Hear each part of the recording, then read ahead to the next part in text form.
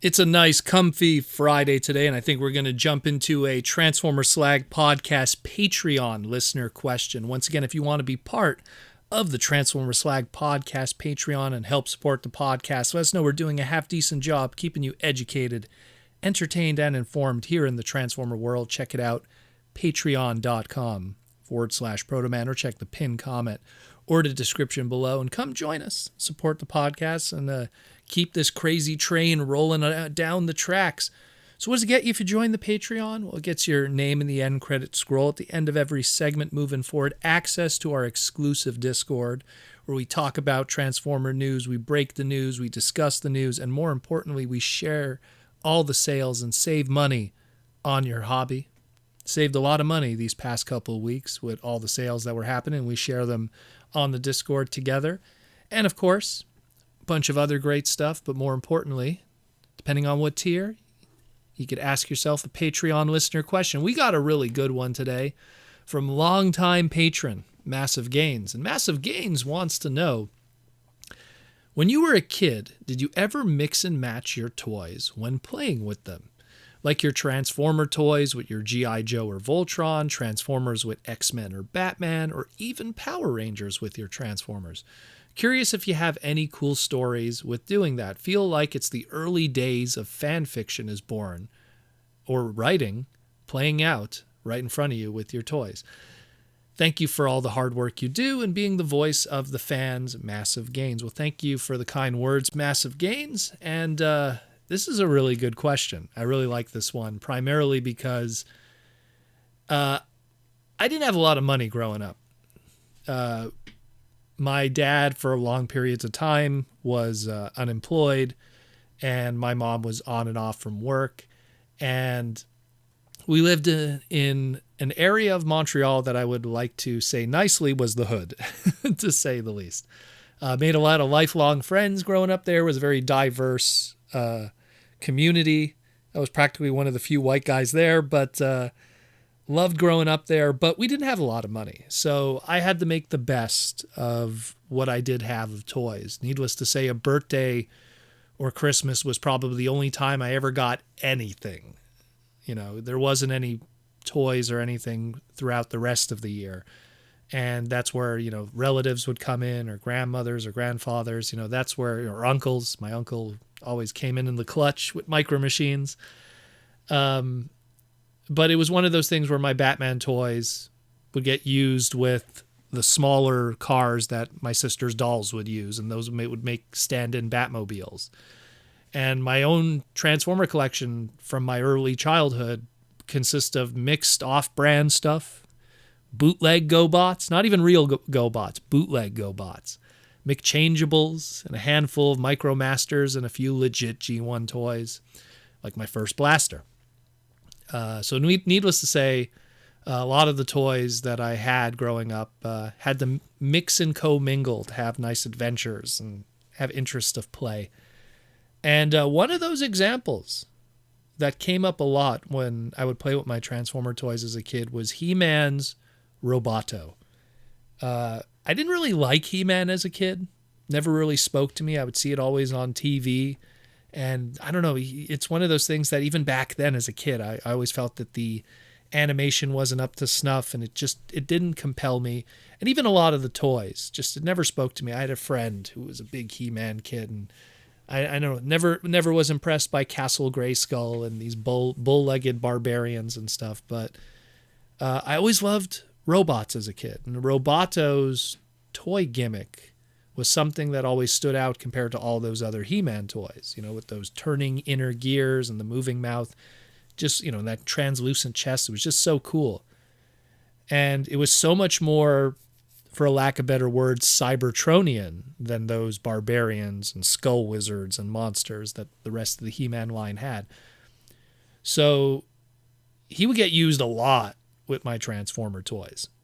And, you know, he wasn't too big of a figure, so he kind of fit in with them too. Kind of this, you know, non-transforming robot Cybertronian. And saw many sandbox adventures as a result, until he finally had one of his legs broken from those bull-legged legs that most He-Man toys have, which, you know, they have like that rubber connection that's just waiting to die one day.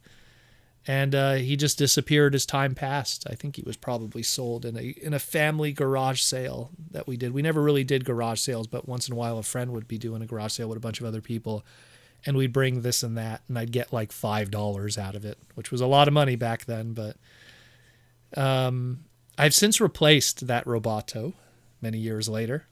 And I always remembered how much of a cool figure he was, but it goes deeper. It goes even deeper because years later, early days of having the internet, I finally got to see that one episode that Roboto was in He-Man.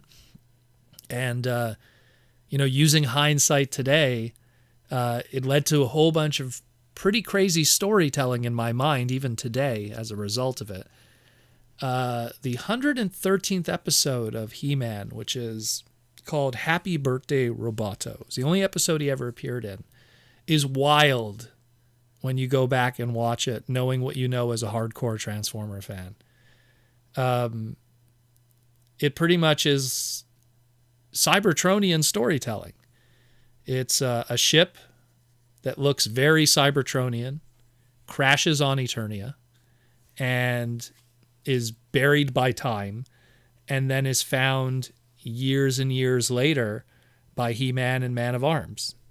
And it gets even deeper, where it has, on the side of the ship has something that legitimately looks like ancient Cybertronian that we all associate with today in our current Transformer fiction.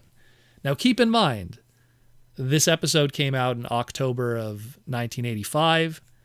It was probably written in late 1984, around the time of Transformers' debut. I'm pretty sure it wasn't intentional.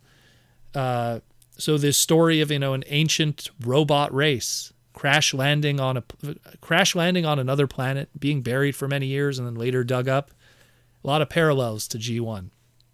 And what makes it even more wild is that Cybertronian looking language on the side of the ship that years later would be created and based on the ancient Cybertronian found in the season 2 episode Cosmic Rust, which was a super late 1985 episode. I believe it was last week of December of 1985, Cosmic Rust came out.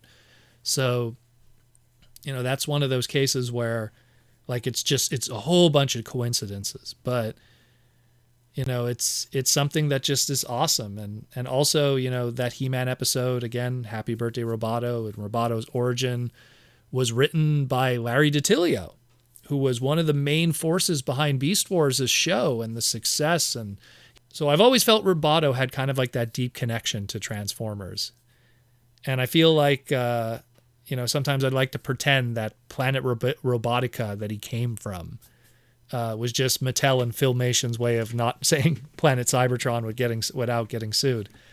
But, there's just so many weird coincidences, and they are just that. They're just coincidences. But even that ancient language, I mean, you look at the modern Cybertronian today that's based off of ancient Cybertronian, and you look at what was written on the side of the ship and you go, man, that looks very similar.